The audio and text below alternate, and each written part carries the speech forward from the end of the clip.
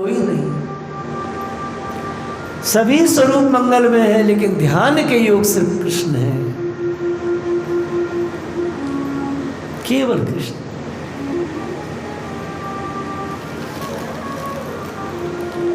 उनके अलावा कौन है?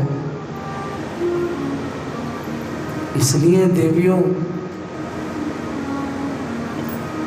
उनका ध्यान करो। कीर्तन अच्छा है, लेकिन ध्यान बहुत जरूरी है। आपकी उम्र बीत गई, किसी ने बोला नहीं, सब लोग कथा कहते, कीर्तन करते चले जाते।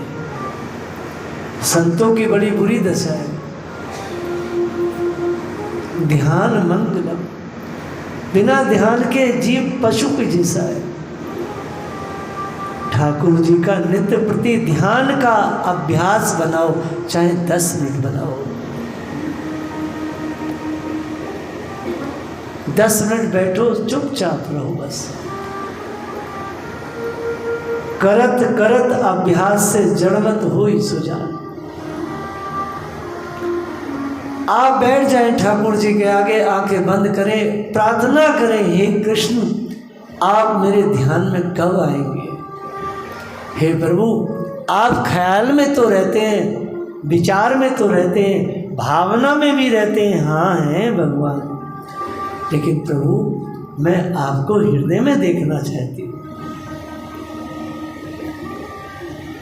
हे नाथ, हृदय में मैं आपको देखना चाहता हूँ। सारे योगी जन कहते हैं भगवान को हृदय में देखो, हृदय में देखो। प्रभु कोई विधि नहीं पता है, क्योंकि यदि मैं तुम्हें कहूँ ऐसे देखो, देख ना पाओगे। ध्यान बांटा नहीं जाता है, ध्यान का रास्ता स्वयं तय करना पड़ता है। कीर्तन बांट सकते हैं, ज्ञान बांट सकते हैं, हम योग भी बांट सकते हैं, हम बांट ही रहे हैं।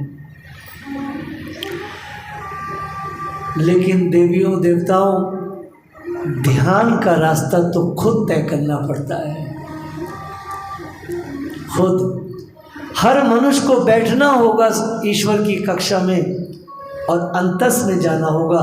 ये यात्रा तो तुमको ही, जैसे मृत्यु की यात्रा जीवात्मा स्वयं अकेले करता है, वैसी ध्यान की यात्रा भी मनुष्य खुद करता है। ध्यान बड़ा जरूरी है। मैंने जीवन में जब इसको पाया, तभी मैंने बांटना शुरू किया, तभी बांटना शुरू किया। मनुष्य को जब अनुभव हो जाए कुछ, तभी तो कुछ कहेगा। ऐसे ही बैठो, प्रार्थना करो, रो, प्रभु मैं ध्यान, आप मेरे ध्यान में आ जाए। मानो पूछे कैसे? ध्यान तो तू करती है, करता है। बोले प्रभु हृदय में देखना चाहते हैं।